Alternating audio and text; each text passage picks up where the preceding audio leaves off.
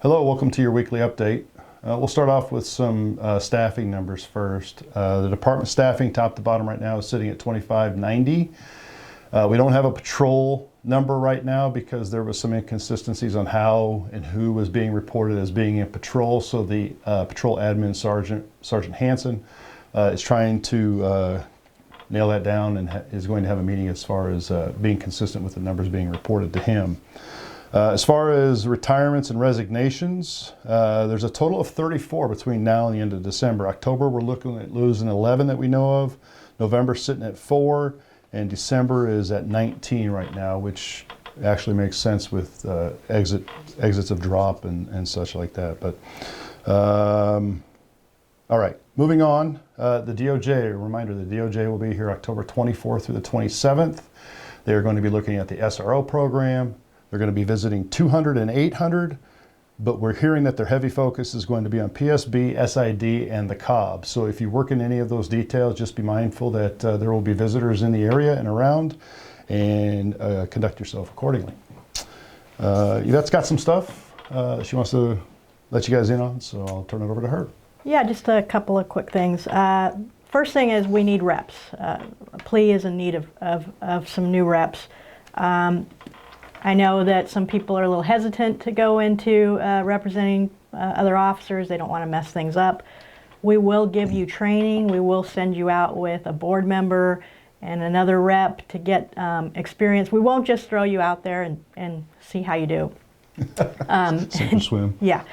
And there's some benefits to being a rep. First of all, you do learn a lot about how the department operates, and you learn a lot about the disciplinary process. You get to help your fellow officers out. We do offer some monetary benefits as well with being on standby. You also get city standby pay, you get call out, but more importantly, you just get the experience of, like I said, going through the process, helping other officers out. So whether you've been on for a couple of years or you've been on for 20 years or whatever, give us a call. Give me a call. I'll sit down with you. We'll talk through it, see if it's a good fit, and go from there. So. And if you're like me, you'll sit there and go, "Ooh, I can't do that anymore." Yeah. You'll learn a lot as how you do your own job sometimes. So. Yeah, it's very enlightening. And the other thing is we're hearing from our detectives that the county attorney has been dropping a lot of 245 charges on police officers because they feel that the report doesn't have enough information or the Form 4 doesn't have enough probable cause, and this is concerning. So we don't want those to slip through. We don't want these people that are assaulting our people to just get away with things. So please make sure that you're being very thorough in your reports and in your Form 4s when it comes to 245s on officers. Well, just in general too, right? But especially on officers. Yes. But to kind of piggyback on that, use of force, we're hearing some things about lack of documentation on uses of force. Now, we all know that there's going to be times where you have to use force to effect an arrest, but just be very descriptive in your report on why you had to use the force, what you felt, what the suspect was doing, the resistance. I mean, be very descriptive on that. And don't say simply see body camera, because don't do that. In any investigation, you just rely on the body camera. You need to report it and be thorough. So just good advice and reminders. I mean, that was the other thing that we heard on the 245 reports on police officers is the see video. So that's not going to. Yeah, it doesn't fly. So, well, good information. All right, a couple more things I got for you. I just remembered that those of you who are sitting on the current sergeant's list, there's been some questions as to whether or not that list is going to die, whether people on the list are going to get promoted, what's going to happen with it. And I think it's good through the end of June of next year. Yeah. And I know they're getting ready to test again. So talking with Sergeant Hanson up in the chief's office, his suggestion was don't rely on the fact that you're on this list and they may or may not make you. Don't hedge your bets and take at least the prerequisites for the next test, because there's two different commanders doing the test. So stuff that was applicable to the last test may not be on this current test. So just make sure you are able to, should the list die, make sure that you're qualifying yourself to be able to take the next test. So That's good information.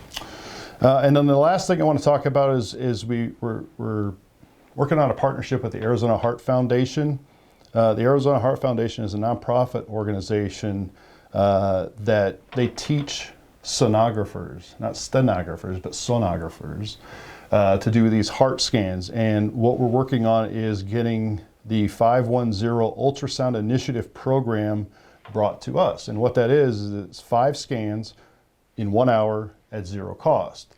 So I've reached out to them. We're going to go up there and look at their facility, but they're super excited because this gives the students a real world patient essentially to do these scans on. They're supervised by an instructor. The results will be sent to a doctor, and within 14 days you'll get notification on whether something has popped up or not. But it's a great health benefit, and the fact that it's free is even better. And even better is Chief Sullivan has allowed or has approved everyone being able to do this while they're on duty. So as more information comes out and we get the scheduling thing worked out, it won't be a first come, first serve, it'll be a schedule. So whether it's a Sign Up Genius or something through the Arizona Heart Foundation, we'll get that sent out and get people signed up as soon as we're able to. But you'll be able to go on duty and take care of your health. And on that note, don't forget about Vincere cancer screening. That's free for everyone as well. So you can go to vincere.com, get signed up. I know it says firefighter, but the police have actually been using it more than the firefighters. So it makes sense that we keep putting it out. So anyway, I think I've talked long enough. You have anything else? I don't. All right. I guess that's it. So make sure you take care of each other out there. Please don't advise on calls. We know that the call volume is stacking and the workload is not getting spread out very easily, so just make sure you're smart on this stuff. And if you have any questions, give us a call here at the Plea Office, 602-246-7869. We'll see you next time.